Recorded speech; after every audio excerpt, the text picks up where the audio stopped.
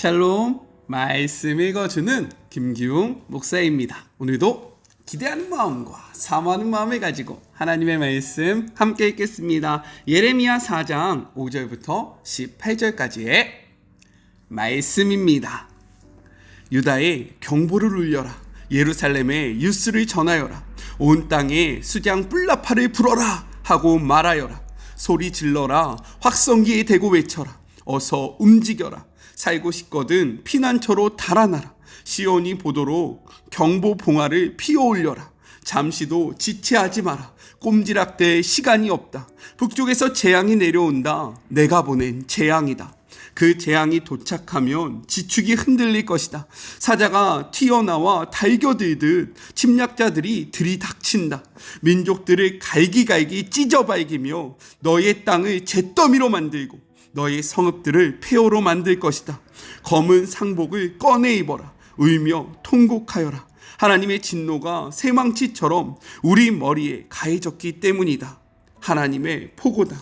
이런 일이 일어나면 왕과 제후들은 겁에 질릴 것이다. 제사장과 예언자들도 당황하여 혼비백산할 것이다. 그때 내가 말했다. 오 주 하나님, 주께서 이 백성을, 이 예루살렘을 속이셨습니다. 주께서 괜찮다 염려 말라며 그들을 안심시킨 바로 그 순간에 칼이 그들 목에 닿았습니다. 그때가 되면 이 백성과 이 예루살렘은 이같이 분명한 말을 듣게 될 것이다. 북방의 사막 초원지대에서 약탈자들이 휩쓸려 오고 있다. 좋을 것 하나 없는 바람, 거센 바람이다. 내가 이 바람을 명하여 불렀다. 내가 나의 백성에게 폭풍 심판을 선언한다. 그들을 보아라. 두꺼운 먹구름 같다. 그들의 병거가 회오리 바람같이 질주해 온다. 그들의 군마는 독수리보다 빠르다. 어쩌면 좋으냐? 이제 우리는 끝장이다. 예루살렘아, 너의 삶에서 악을 깨끗이 씻어내라. 그래야 구원받을 수 있다. 도대체 언제까지 속에 음험한 악의를 품고 있을 작정이냐? 이것은 무엇이냐? 단에서 오는 사자인가? 에브라임 언덕에서 오는 흉한 소식이로구나. 사람들에게 알려라. 예루살렘 전역에 그 소식을 전하여라. 먼 곳에서 침략자들이 들이닥친다. 유다 성읍들을 치겠다고 함성을 질러댄다. 뼈다귀를 향해 달려드는 개처럼 그들이 유다를 덮을 것이다. 왜 그런지 아느냐? 유다가 내게 반역했기 때문이다. 하나님의 포고다. 이는 모두 내가 초래한 것이다. 그 쓰라린 맛은 내 악한 삶에서 비록된 것이다. 그것이 내 심장까지 파고들 것이다. 이것은 하나님의 말씀입니다. 오늘의 말씀을 나누기 전에요. 어제 제가 본문을 4장 4절까지 읽는다라고 했는데 2절까지밖에 안 읽었더라고요. 이런 실수를 하게 되었습니다. 죄송하고요. 다음부터는 제가 말씀을 읽을 때 조금 더 정신을 바짝 차리고 읽어서 그런 실수 없도록 할게요. 네. 다 아셨는데 저를 너무 사랑하셔서 그냥 아무 말씀 안 하신 거죠? 그렇게 생각하도록 하겠습니다. 네, 오늘의 말씀을 같이 한번 나눠볼까요? 오늘의 말씀은 내용상 세 부분으로 나눠서 생각해 볼 수 있습니다. 먼저 첫 번째 5절부터 8절 여호와의 맹렬한 노에 대해서 이야기를 하고 있어요. 오늘의 본문을 계속 쭉 읽어보면요, 전쟁의 경고 그리고 전쟁의 대비, 또한 무엇보다도 이 전쟁의 패배에 관련된 메시지가 선포되어지고 있다는 거예요. 우리 5절의 말씀을 같이 한번 읽어볼게요. 너희는 유다에 선포하여 예루살렘에 공포하여 이르기를 이 땅에서 나팔을 불라 하며 또 크게 외쳐 이르기를 너희는 모이라 우리가 견고한 성으로 들어가자고 라고 기록되어 있습니다.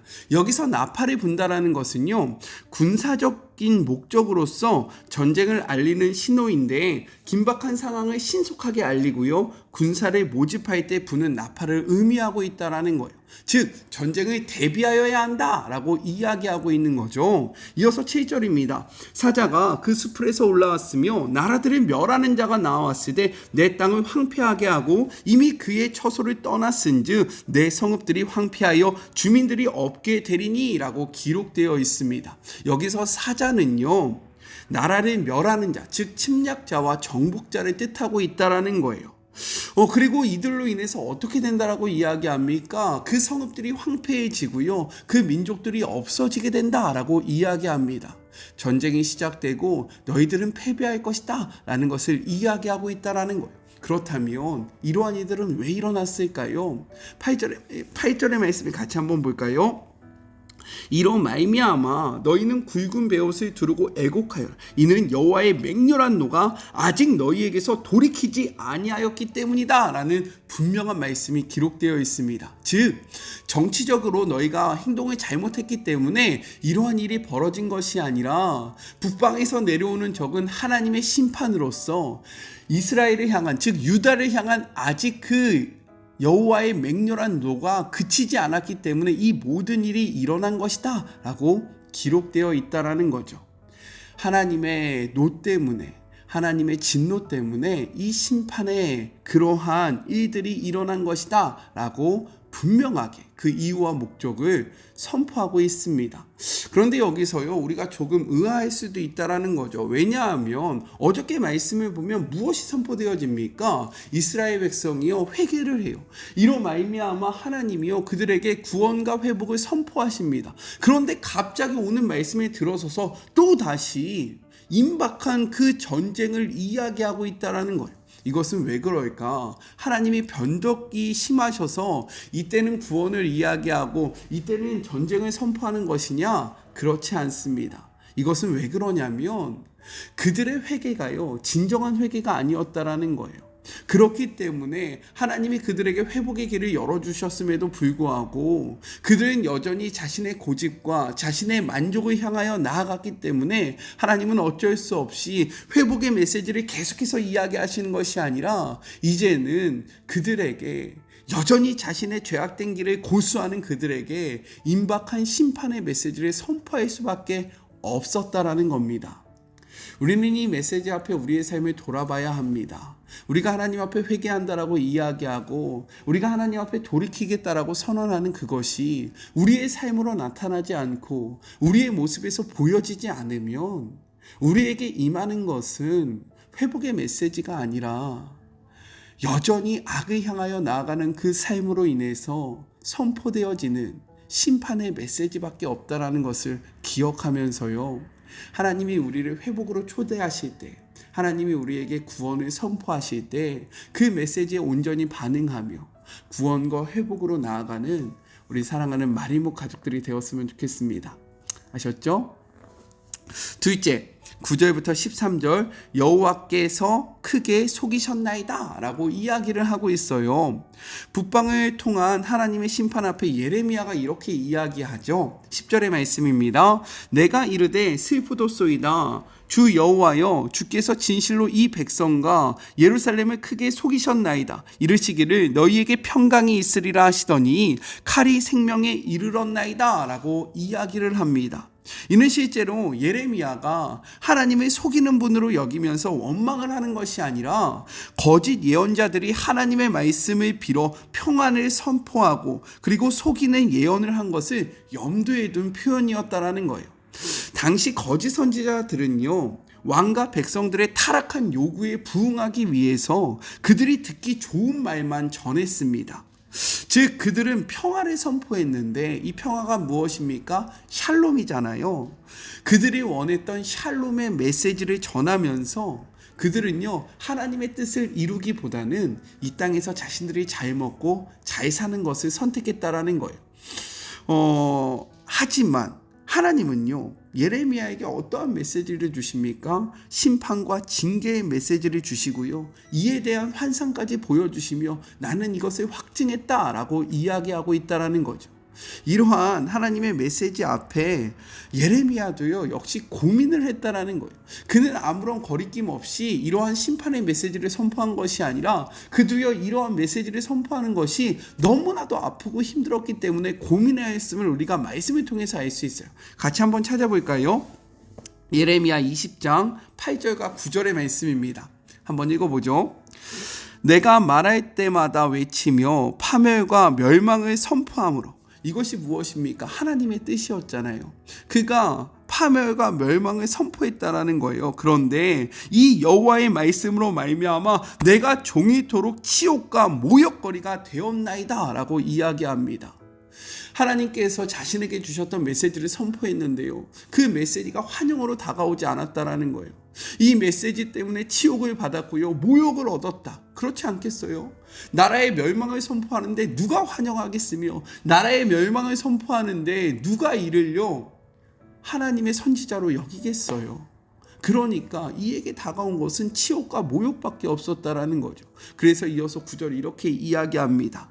내가 다시는 여호와를 선포하지 아니하며 그의 이름으로 말하지 아니하리라 라고 생각했다라는 거죠. 나도 그냥 저 사람들처럼 샬롬을 외치고 싶고, 아니 나도 저 사람들처럼 샬롬을 외쳐야 되겠다 라고 생각을 했다라는 거죠. 그런데 그렇게 생각하면 할수록 어떻게 되었다라고 이야기하냐면, 나의 마음이 불붙는 것 같아서 골수에 사무치니 답답하여 견딜 수 없게 되었다라고 이야기합니다. 그래서 결국 이는, 예레미야는 무엇을 선포합니까? 자신의 그러한 인기를 유지할 수 있는 샬롬을 선포한 것이 아니라 하나님이 예레미야 자신에게 주셨던 멸망과 심판의 메시지를 선포했다라는 겁니다. 결국 그는요, 하나님의 메시지 앞에 자신의 그 마음을 굴복시키면서 자신의 뜻이 아니고 대중이 원하는 말이 아닌 하나님의 말씀을 선포하는 길로 나아갔다라는 거예요. 우리는 어떠합니까? 우리도 유다 백성과 같지 않습니까? 내 귀에 듣기 좋은 말에만 반응하고 내가 듣고 싶은 말씀만 쫓아가고 있지는 않아요. 괜찮다, 잘 될 것이다, 하나님은 우리를 용서하시고 용납하신다, 너가 어떻게 살든지 상관없다라는 메시지를 들으면서요, 그 메시지에 스스로 위로를 얻고 그냥 그거에 만족감을 얻으면서 내가 원하는 삶을 향하여 나아가고 있지는 않습니까? 그렇게 우리의 정욕과 욕심으로 나아가다가 어려움이 찾아올 때에 하나님이 우리를 속이셨다, 왜 나에게 이러한 상황을 주시냐라고 하나님을 원망하고 있지는 않습니까? 오늘의 이 말씀 앞에 먼저는요, 우리가 우리 귀에 좋은 말씀만 듣기에 노력하지 않기를 주님의 이름으로 축복합니다. 내가 좋은 말씀만 골라 듣는 것이 아니라 하나님의 뜻이 무엇인지를 분명하게 알아가는, 하나님의 뜻을 온전히 받아들이는 우리 사랑하는 마리모 가족들이 되었으면 좋겠어요. 또한 다른 사람들이 듣기 좋아하는 말을 선포하는 자가 아니라 하나님의 뜻을 온전히 전하는 주님의 귀한 자녀들이 되기를 간절히 축복합니다. 우리의 인기를 위해서 속이지 않았으면 좋겠어요. 사람들이 좋아하는 말, 정말로 대중이 듣기 좋아하는 말이 아니라 하나님의 뜻을 온전히 선포하는 제가 되기를, 그리고 우리 사랑하는 마리모 가족들이 되기를 주님의 이름으로 축복합니다.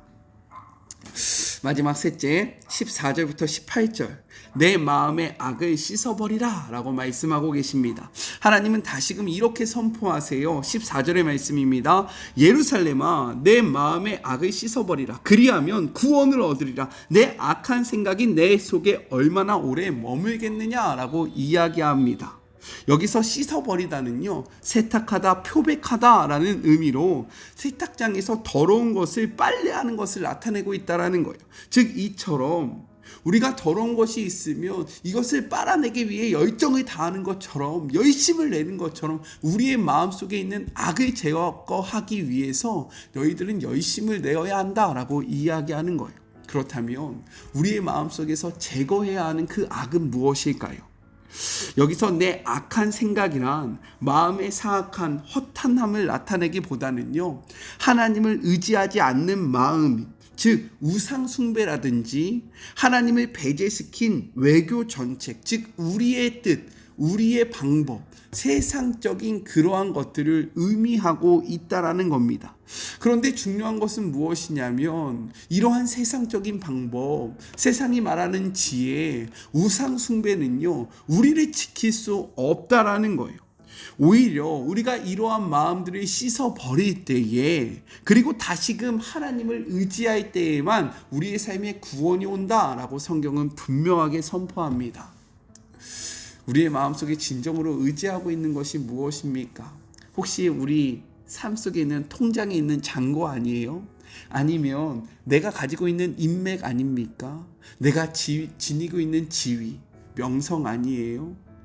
나의 머릿속에서 나오는 세상적인 방법에서 나오는 그러한 수위책 아닙니까? 성경은요, 이러한 모든 악한 것을 다 씻어버리라고 이야기해요. 그리고 온전히 하나님을 바라볼 때, 하나님을 의지할 때 우리의 삶에 진정한 구원이 찾아온다라고 말씀하고 있습니다. 이 말씀을 기억하며 우리의 마음속에 있는 하나님을 의지하지 않는, 하나님을 배제한 모든 방법들을 다 씻어버리기를 주님의 이름으로 축복합니다. 하나님을 바라보고 하나님을 의지할 때 구원이 온다는 사실을 꼭 기억하며 그분만 의지하는, 그분만 바라보는 우리 모두가 됩시다. 아셨죠? 같이 기도할까요? 하나님 감사합니다.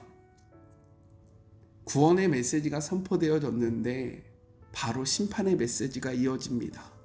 이것은 하나님이 왔다 갔다 하는 변덕쟁이여서 그런 것이 아니라 회복의 메시지 앞에 온전히 반응하지 못하는 우리의 삶 때문에 그런 것입니다. 주님, 우리가 주님이 우리에게 회복을 주실 때, 구원의 길을 열어주실 때에 우리의 고집을 부리는 것이 아니라 주님의 말씀으로 나아갈 수 있도록 주님 축복하여 주시옵소서. 우리는 어떠한 말씀을 듣기를 원합니까? 진정한 하나님의 뜻입니까? 아니면 나의 삶에, 나의 생각에 부합하는 내 뜻에, 내 입맛에 맞는 메시지입니까?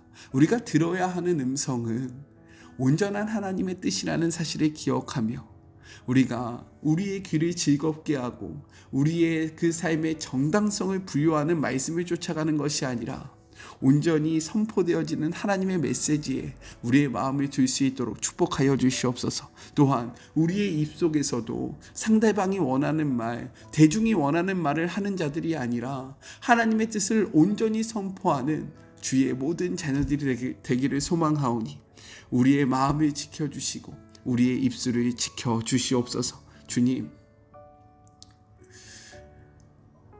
우리의 악을 씻어버리라고 말씀하고 계십니다. 하나님, 하나님을 배제하고 의지하고 있는 것들이 무엇입니까?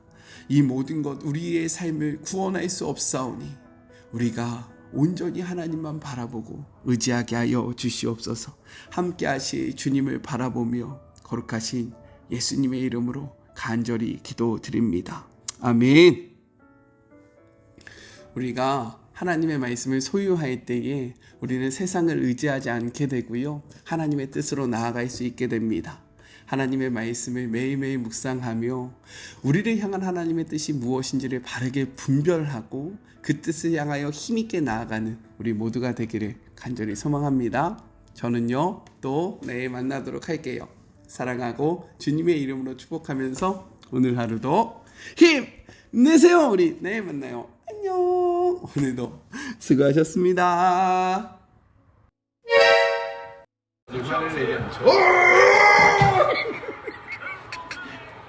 오늘도 수고하셨습니다.